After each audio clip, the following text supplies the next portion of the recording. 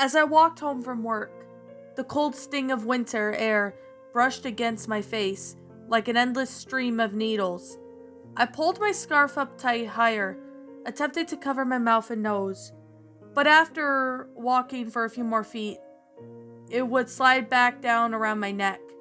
I could see my breath in the air as I hurriedly walked home to escape the cold. I watched the houses to my left as I walked. A beige house with a red door with 2 cars in the driveway, a black SUV and a silver van. The white house with a black door, no cars. They must have been out. All the homes looked the same, just painted differently, trying to disguise themselves as different. Another beige house with a brown wood door and an old red car in the driveway. I knew the man who lived here. He's a nice man, who I admit I might have been a little sweet on. I walked down the sidewalk. The thought of him made me forget the blistering cold for a moment. The street was so quiet. The small blanket of snow on the ground made the street soundproof. It began to get a little bit darker. The sun had just set. The street lights should be on by now, I thought to myself, as I huddled myself in my jacket. As I looked ahead, I saw nothing but the oncoming houses. I walked on further, a painted house in the ugliest shade of yellow, with a white door and an old beat-up station wagon in the driveway. Painted green, I kept walking ahead. Tap. I stopped dead in my tracks. I knew this neighborhood well enough. I had only lived here for a couple of weeks, but I knew that things seemed nice for the most part. So why was I so scared? My hands shook, either from the cold or from the strange anxiety. I slowly turned around to simply see the street that I had walked about a dozen times already. Being a woman, I knew that walking alone, especially at night, would always be something to be avoided if possible. My mother had always told me, there are sick people in this world, Allison. I had always heeded my mother's words and always kept a keychain-sized container of mace on me. I walked forward a bit faster now. I looked to my left, another beige house with the red door, 2 cars in the driveway, a black SUV, and a silver van. I walked ahead until I heard it again. Tap, tap. This time I swung around as fast as I could, gripping the mace and the keychain. Nothing. Why was I so worried? This was a nice area. But why there's this almost primal fear? I kept moving. This time my walk quickened even more. I was breathing heavily in the air expelled from my mouth and turned to smoke to make contact with the frigid air. I glanced behind my shoulder once or twice as I kept moving. I looked to my left. A white house with a black door, no cars. Then another beige house, brown wooden door, and an old red car in the driveway. I slowed down and gazed at the house that I swear I had been passing already. I didn't understand. I knew I passed this house already, and I have gotten turned around in the confusion of the noises. No, I was sure I hadn't turned around. I tried to shake off the unfeeling feeling as well as I could and continued walking along the sidewalk. This time almost running. I looked to my left again, only to see the house painted in the ugliest shade of yellow, with green on the old station wagon. What was happening to me? Then, tap, tap, tap. I froze in my tracks, which was a mistake. This time I was too scared to turn around. The cold air beat against my face and my entire body shook from fear. Not the cold, but from fear. I couldn't will my feet to move from the stationary positions. Tap. Louder than before. My feet ignored my brain to move. I looked down at my feet, and I had been walking into somebody's footprints. They were the exact same size as mine, and they continued far past me. They were mine. I could move my feet, but as if my boots had been fused with the snow and the concrete below me. I panicked. I struggled to get to my bare feet free from the boots. It was freezing, but I didn't care. This time I didn't run on the sidewalks. I cut through the yard between the beige house and the brown wood door and the red car with the ugly yellow house with the green station wagon. My feet stung from the bitter cold ice and snow below me, but I didn't care. I couldn't afford to care. I looked back one last time to only see something. It was dark, shadowy figure. It was standing on the sidewalk where I had just stood. It was so dark. The white snow around it seemed to glow with the light of the sun comparison with its void blackness. I kept running. Tap, tap, tap. Louder and louder each time, the sound ringing in my ears. I ran through the yards into the forest, behind the row of homes.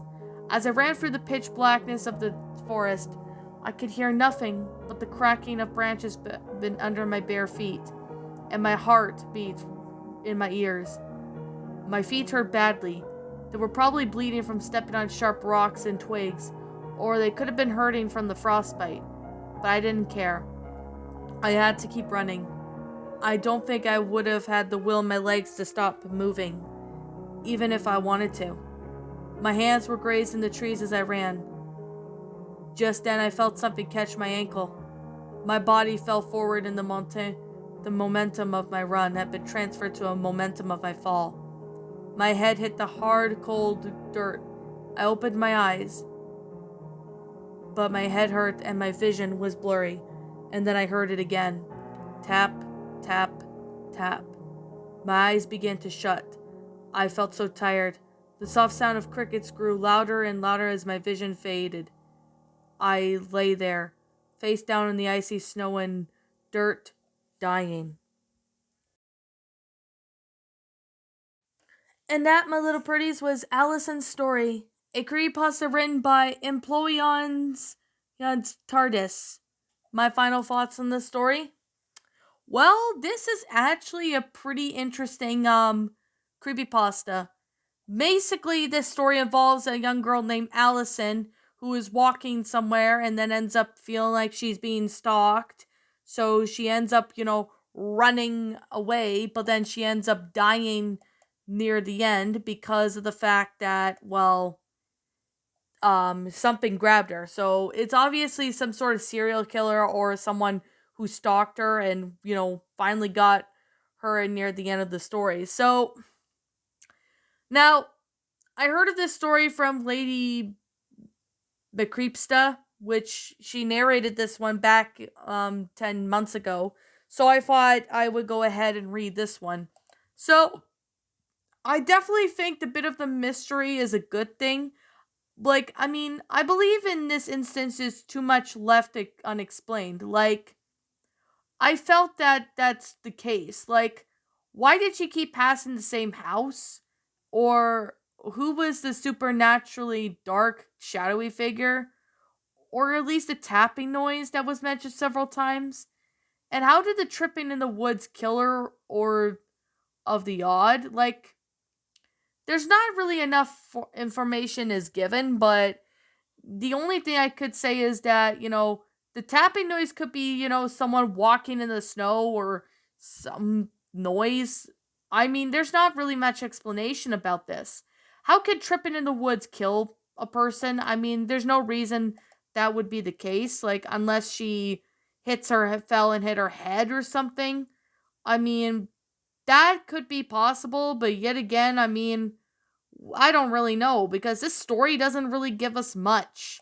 And that's the only disappointing thing is that this story doesn't give us much information of who or what killed her. I mean, I know it's a good example of how subtitled defines dragon suspense and all that. But, I mean, since she was falling asleep due to hitting her head or something, I mean, I don't even know how would it kill her or something.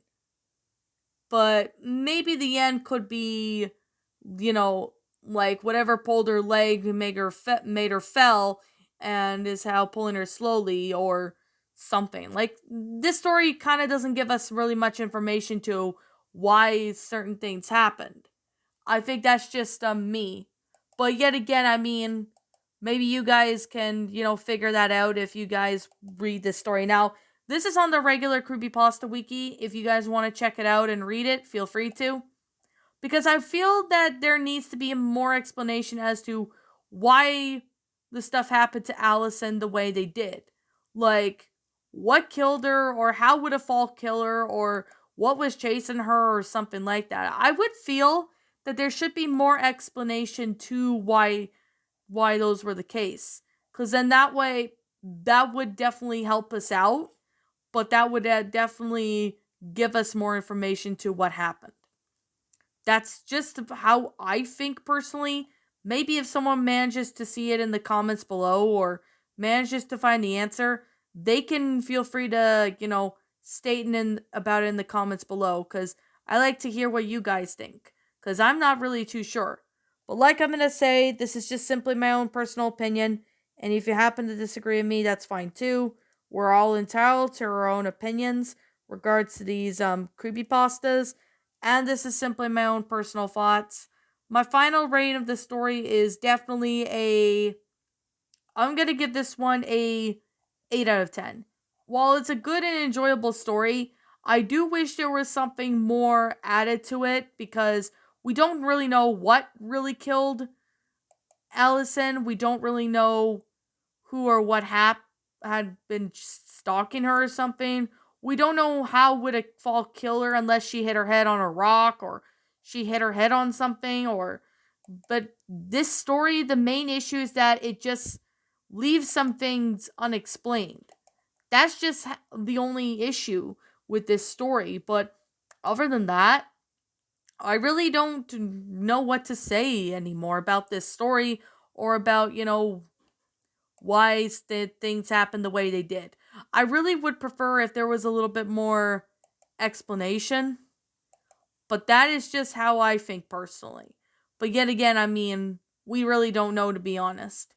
So I guess with that being the case, that being said, what did you guys think about this story? Did you all enjoy it? Did you all not? Also, what we have done personally to help make this story a lot better? Feel free to leave me now what your thoughts are down in the comments below. I'm the Queen of Lions. Thank you so much for watching today's episode.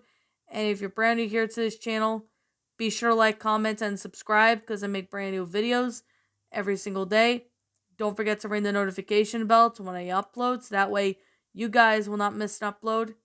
And as always, please roll the outro, because I'm out.